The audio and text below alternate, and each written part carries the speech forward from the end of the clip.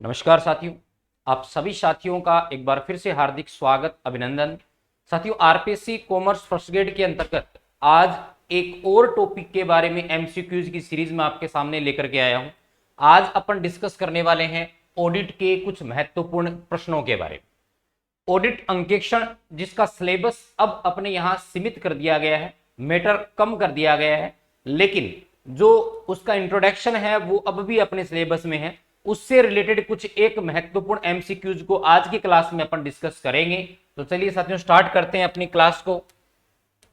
पहला प्रश्न आप सभी साथियों को स्क्रीन पर नजर आ रहा होगा। फर्स्ट प्रश्न अपन को दे रखा है कि अंकेक्षण शब्द की उत्पत्ति लैटिन भाषा के किस शब्द से हुई है। तो यहां दो प्रश्न अपने आप में निकल के आ रहे हैं। एक तो खुद प्रश्न ही हमें एक नई चीज बता रहा है कि अंकेक्षण जो शब्द है, जिसको अपन इंग्लिश में ऑडिट बोलते हैं, वो ऑडिट कौन सी भाषा का शब्द है? लैटिन भाषा के शब्द से बना हुआ है। तो प्रश्न पूछ लिया जाए, इस ऑडिट शब्द की उत्पत्ति है वो किस लैंग्वेज से हुई है? उत्तर आएगा लैटिन भाषा से। लैटिन भाषा का शब्द कौन सा है जिससे ऑडिट की उत्पत्ति हुई है? क्या वो ओडिरे शब्द है, क्या वो ऑडिट शब्द है, ओडिरो शब्द है, या सभी है? तो ध्यान दीजिएगा, लैटिन भाषा के ओडिरे शब्द से, ओडिरे शब्द से किसकी उत्पत्ति हुई है? ऑडिट, अंग्रेजी भाषा का जो ऑडिट शब्द है, ये शब्द बना है लैटिन भाषा के ओडिरे शब्द से। तो उत्तर ऑप्शन नंबर 1 इस प्रश्न का सही आंसर हो जाएगा। नेक्स्ट, प्रश्न संख्या 2 की ओर अपन बढ़ रहे हैं।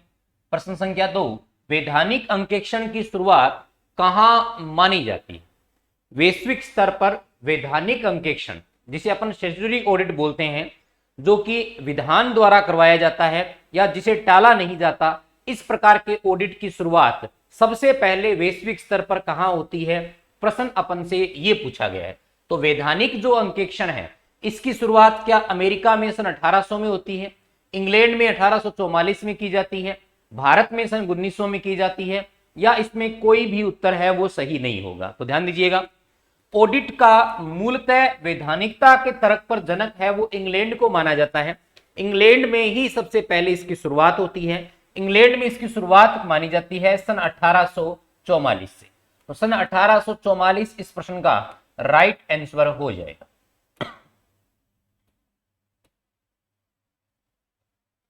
नेक्स्ट प्रश्न की ओर मैं बढ़ रहा हूं।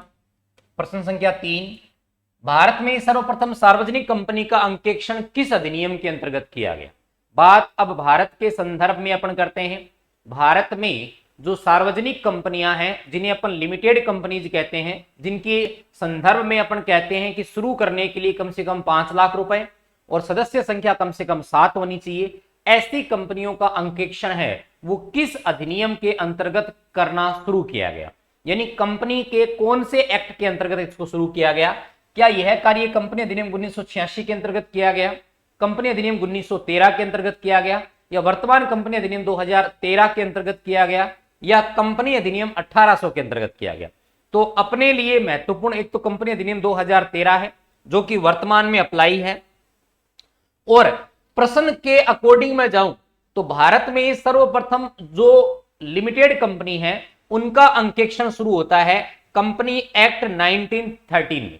यानी कंपनी अधिनियम 1913 के अंतर्गत ऐसी कंपनियों का अंकेक्षण है वो शुरू होता है। उत्तर बी इस प्रश्न का साथियों सही आंसर हो जाएगा।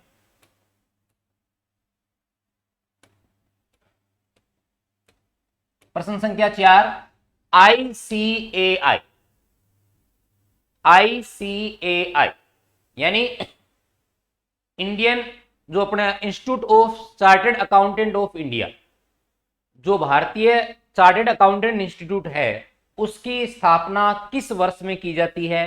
प्रश्न आपसे यह पूछा गया है। चार्टर्ड अकाउंटेंट संस्थान है, उसकी स्थापना किस वर्ष में की गई? क्या 1949 में इसकी स्थापना होती है, 1947 में, 1951 या 1959? तो इसका सही उत्तर हो जाएगा ऑप्शन नंबर 1, सन 1949 में आईसीएआई की स्थापना की जाती है।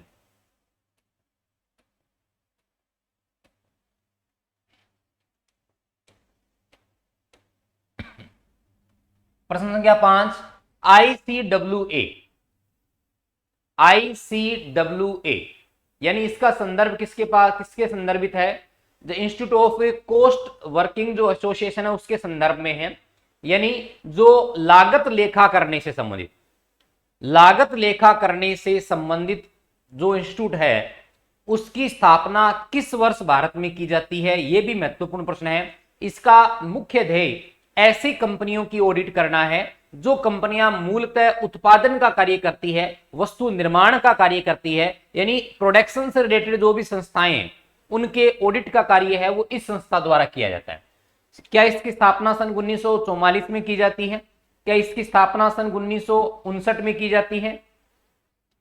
प्रश्न क्या पूछा गया है आपको कि इसकी स्थापना का वर्ष पूछा गया है। इससे संबंधित दो महत्वपूर्ण प्रश्न बनेंगे, अपन दोनों प्रश्नों की चर्चा करेंगे। जो AI है उसके बारे में मैंने आपको बता दिया। अगला जो प्रश्न है वो ICWA के संदर्भ में है कि ICWA की स्थापना का वर्ष कौन सा है, प्रश्न आपसे ये पूछा गया है। तो ध्यान दीजिएगा, अगर मैं इसकी स्थापना की बात करूं तो इसकी स्थापना होती है सन 1944।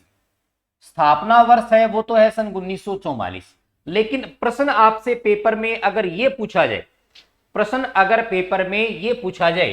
कि ICWA को वैधानिक निकाय का दर्जा कब दिया गया?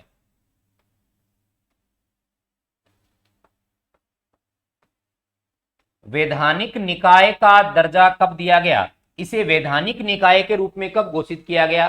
तब इसका उत्तर हो जाता है सन 1959। तो दोनों प्रश्नों को हमें ध्यान में रखना है। 1944 में इसकी स्थापना, 1959 में 1959 में इसको वैधानिक निकाय का दर्जा, और इसका कार्यालय कहां स्थित है? कोलकाता में स्थित है। ध्यान दीजिए।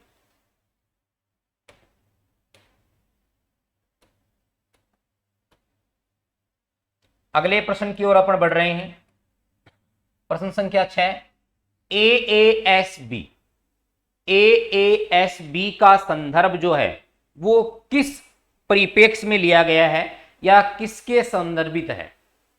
यानी accounting and audit and assurance standard जो बोर्ड है उसके परिप्रेक्ष्य में बात की जा रही है कि इसके संदर्भ में इसकी स्थापना का वर्ष कौन सा है। साथियों मैं आपको बता देता हूं, पहले इसी का नाम अंकेक्षण व्यवहार समिति था, जिसका रोटेशन करके, जिसका नाम परिवर्तित करके AASB कर दिया गया है। प्रश्न ये पूछा गया है कि इसकी स्थापना का वर्ष कौन सा है। यानी हमसे ये जानने का प्रयास कर रहा है कि जो अंकेक्षण समिति की स्थापना हुई थी वो किस वर्ष हुई थी। प्रश्न आपसे ये जानने का प्रयास किया जाए। तो ध्यान दीजिएगा, इसकी स्थापना का वर्ष क्या 1982 है, 1959 है, 49 है या 60 है? तो इसकी स्थापना का वर्ष है वो सन 1982 है। सन 1982 में इसकी स्थापना होती है और किसके रूप में होती है? अंकेक्षण, इसकी स्थापना होती है अंकेक्षण व्यवहार समिति के रूप में।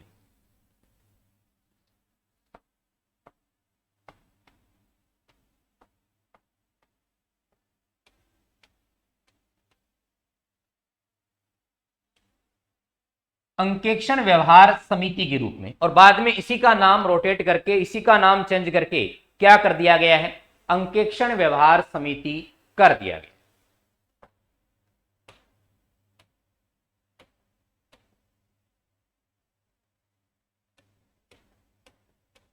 प्रश्न संख्या 7, अंकेक्षण की विशेषताओं में शामिल किया जाता है ऑडिट की जो कैरेक्टरिस्टिक्स हैं, विशेषताएं हैं, उनमें किन चीजों को शामिल किया जाता है? प्रश्न आपसे पूछा गया है।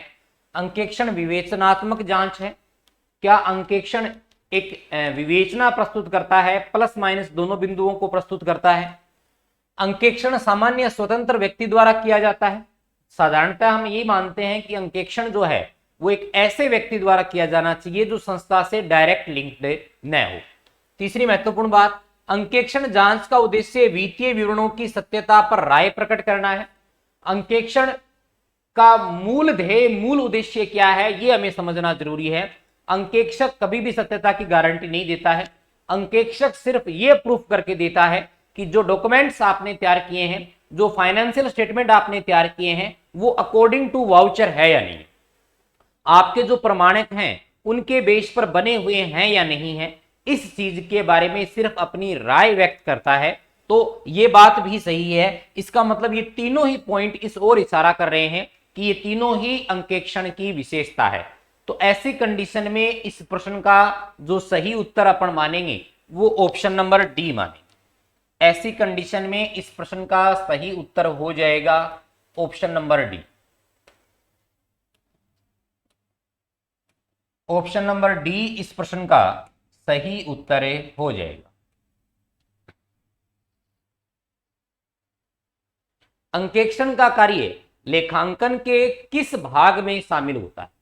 अकाउंटिंग प्रोसीजर अपने आप में एक कई पार्ट्स में डिवाइड प्रोसीजर है। तो प्रश्न आपसे यह पूछने का प्रयास किया गया है कि अंकेक्षण किस भाग के अंतर्गत किया जाता है? क्या यह व्यवहारिक भाग के अंतर्गत किया जाता है जिसे प्रैक्टिकल पार्ट बोलते हैं? क्या ये थ्योरिकल पार्ट में किया जाता है, या इसको क्रिटिकल पार्ट अपन बोल सकते हैं, आलोचनात्मक पार्ट में किया जाता है, या इनमें से कोई नहीं? तो एक तरीके से ऑडिट है, वो आपने क्या किया है उसकी जांच करना है। तो ये अपने आप में जो पार्ट होता है वो आलोचनात्मक पार्ट होता है, यानी ऑप्शन नंबर सी इस प्रश्न का सही उत्तर हो जाएगा, ऑप्शन सी।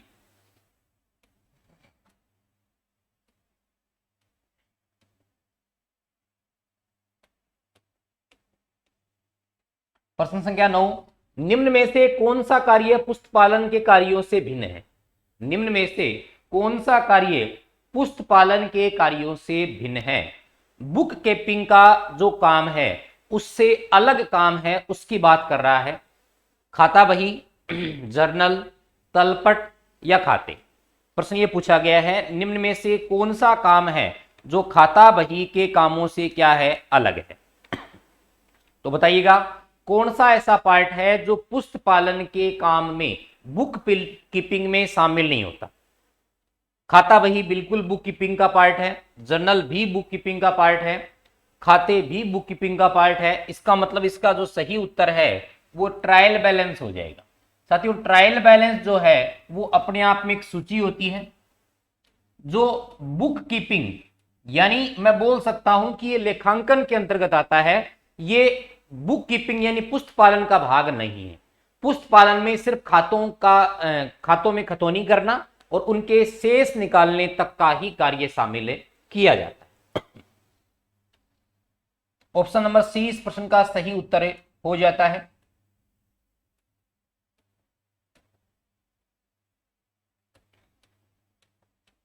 प्रश्न संख्या 10, किसी विशेष उद्देश्य के लिए पुस्तकों की विस्तृत जांच प्रक्रिया क्या कहलाती है? आपका जो उद्देश्य है वो फिक्स होना चाहिए और उस पर्टिकुलर उद्देश्य के लिए आप जांच कर रहे हो आपकी खाता बही की, उस चीज को आप क्या कहोगे? क्या उसे अंकेक्षण कहोगे? साथियों, अंकेक्षण तो बिल्कुल नहीं कह सकते। अंकेक्षण आपके खाता बही की सामान्य जांच होती है जो बिना किसी शक के की जाती है। और ध्यान रखिएगा, ये एक नैतिक के जांच का मतलब ये हो गया कि इसके संदर्भ में आप सिर्फ ये तय करते हो कि आपके डॉक्यूमेंट्स है वो उसके अकॉर्डिंग, जो प्रमाणिक उनके अकॉर्डिंग तैयार हुए हैं कि नहीं हुए। तो अंकेक्षण तो हो नहीं सकता। लेखांकन और अनुसंधान दो बचते हैं और एक ऑप्शन है कि इनमें से कोई नहीं। लेखांकन तो जांच का कार्य है ही नहीं, लेखांकन तो उसको रिकॉर्ड करने का कार्य है, तो लेखांकन कट गया। अनुसंधान होता है कि आप किसी विशिष्ट उद्देश्य के लिए डॉक्यूमेंट्स की जांच कर रहे हो, किसी स्पेशल टारगेट को डिसाइड करके। तो ऑप्शन नंबर इसका बी सही हो जाता है। बी ऑप्शन इस प्रश्न का सही उत्तर हो जाएगा।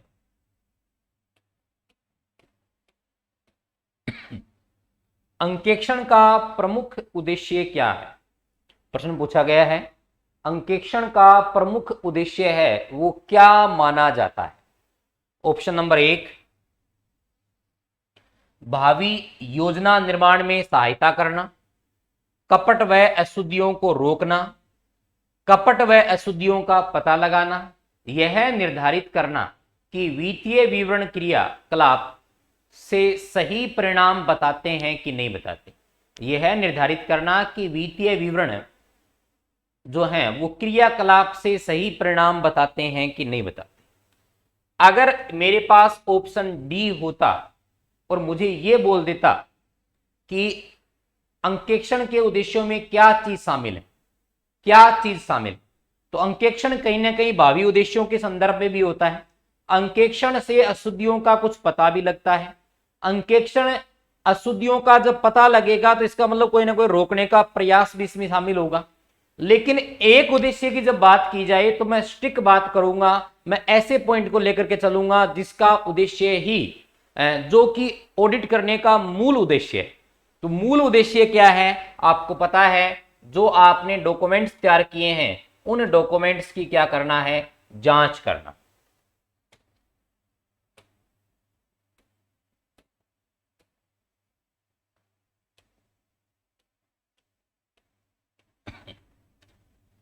कंपनी के प्रथम अंकेक्षक की नियुक्ति किसके द्वारा की जाती है? अच्छा प्रश्न है। हालांकि कंपनी डायरेक्ट अपने सिलेबस में नहीं है, लेकिन फिर भी इस टाइप के प्रश्न हैं वो हमें ध्यान में होने चाहिए, क्योंकि कई बार एग्जामिनर ऐसे प्रश्न बना सकता है नियुक्ति से रिलेटेड।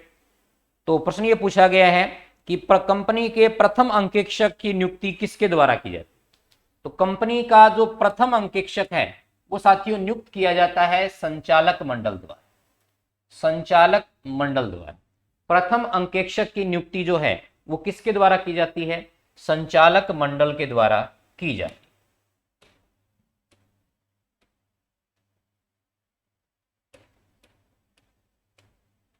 प्रश्न संख्या 13, निम्नांकित में से किस संस्था में ऐच्छिक अंकेक्षण हो सकता है?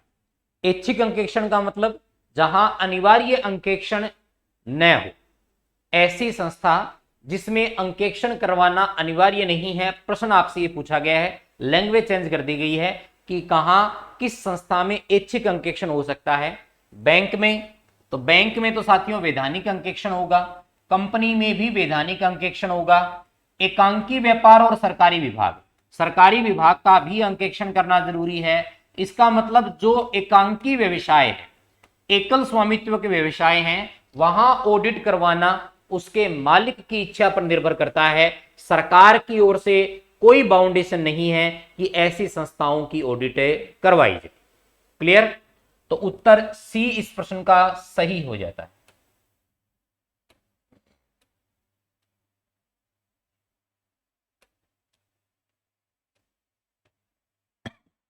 प्रश्न संख्या 14, अंकेक्षण का उद्गम स्थल किस देश को माना जाता है?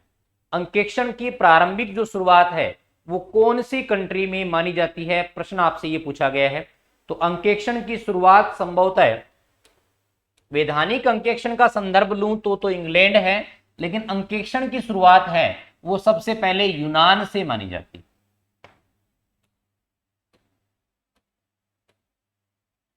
कहां से मानी जाती है? यूनान से। प्रश्न संख्या 15, अंकेक्षण वहां से प्रारंभ होता है जहां तलपट पूर्ण होता है। ऑप्शन बी, जहां अंतिम खाते बनते हैं। ऑप्शन सी, लेखा क्रम समाप्त होता है। ऑप्शन डी, पुस्त पालन समाप्त होता है।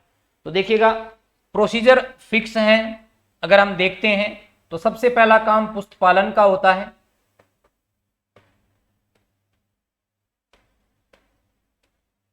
फिर लेखांकन होता है,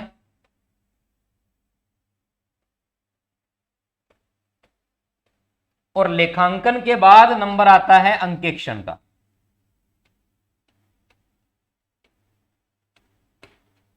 लेखांकन के बाद किसका नंबर आता है साथियों? लेखांकन के बाद नंबर आता है अंकेक्षण का।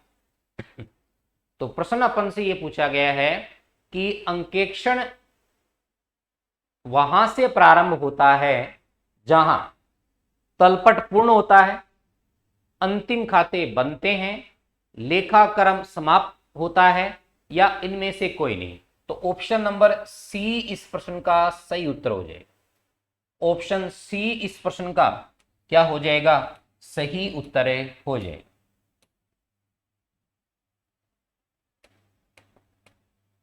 प्रश्न संख्या 16, अंकेक्षण व्यवहार समिति का परिवर्तन किस नाम से किया गया है? प्रश्न ये पूछा गया है, अंकेक्षण व्यवहार समिति का परिवर्तित नाम क्या है? ऑप्शन ए मानव अंकेक्षण व्यवहार समिति, ऑप्शन बी अंकेक्षण एवं आश्वासन मानव मंडल, ऑप्शन नंबर सी जो अपने पास है वो अपने पास है कि अंकेक्षण व आश्वासन मानक मंडल, ऑप्शन डी है उपरोक्त में से कोई नहीं। ये जो साथियों ये शब्द गलत यहां सब प्रिंट हो गया अपना,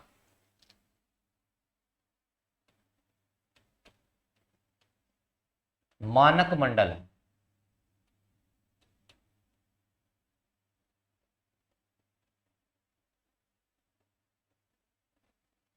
तो इसको अपन इंग्लिश में बोलते हैं AASB, मतलब audit and assurance standard board. कहीं पर भी व्यवहार नाम नहीं आता, इसका मतलब उत्तर इस प्रश्न का बी सही हो जाएगा, अंकेक्षण व आश्वासन मानक मंडल। अंकेक्षण व आश्वासन मानक मंडल बी इस प्रश्न का क्या हो जाएगा साथियों? सही उत्तर हो जाएगा।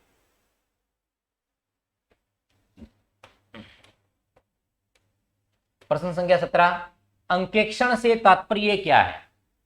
लेखों में समायोजन करना, लेखा पुस्तकों की जांच करना, लेखा पुस्तकें तैयार करना या तलपट बनाना।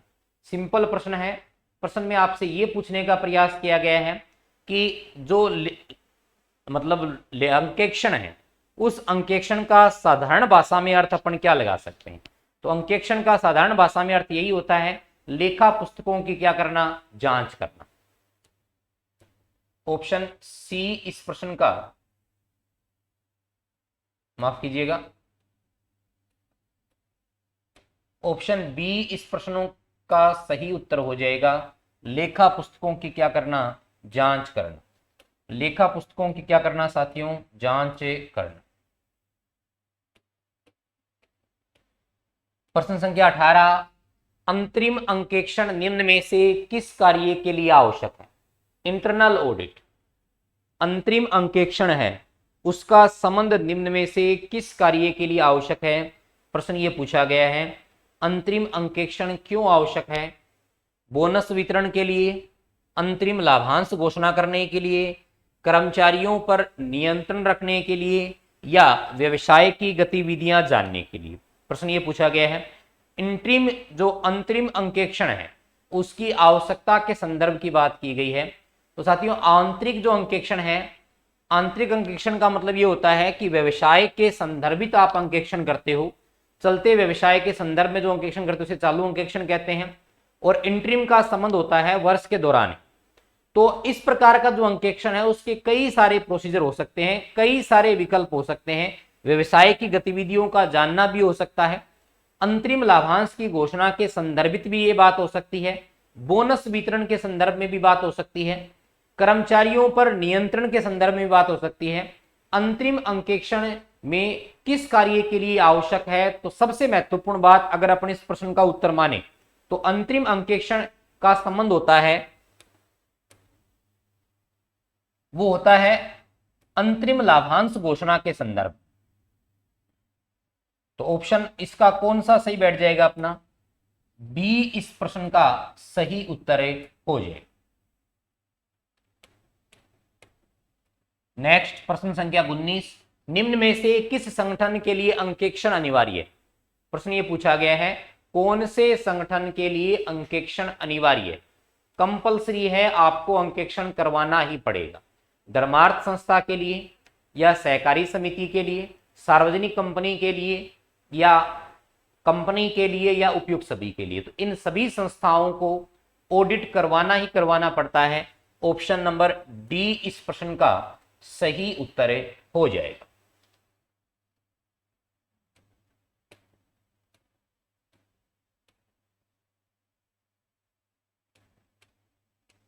और लास्ट प्रश्न आज की क्लास का, सामयिक अंकेक्षण किया जाता है। सामयिक का मतलब एक समय विशेष के संदर्भ की बात की जा रही है। वो अंकेक्षण कब किया जाता है? वर्ष के मध्य में किया जाता है, वर्ष के अंत में किया जाता है, या वर्ष के बीच में किया जाता है, तो सामयिक अंकेक्षण का संबंध होता है वो वर्ष के अंत के साथ होता है। यानी वर्ष के अंत में किया जाने वाला जो अंकेक्षण होता है सामान्यतः उसी को अपन सामयिक अंकेक्षण के नाम से जानते हैं। तो इस प्रश्न का उत्तर ऑप्शन नंबर डी हो जाता है। डी इस प्रश्न का सही उत्तर होगा। तो ये आज की क्लास थी जिसमें ऑडिट से संबंधित कुछ महत्वपूर्ण प्रश्नों को अपन ने डिस्कशन किया। इसकी इस सीरीज को ऑडिट के प्रश्न हैं वो अगली अपनी क्लास में भी जारी रहेंगे। धन्यवाद सर।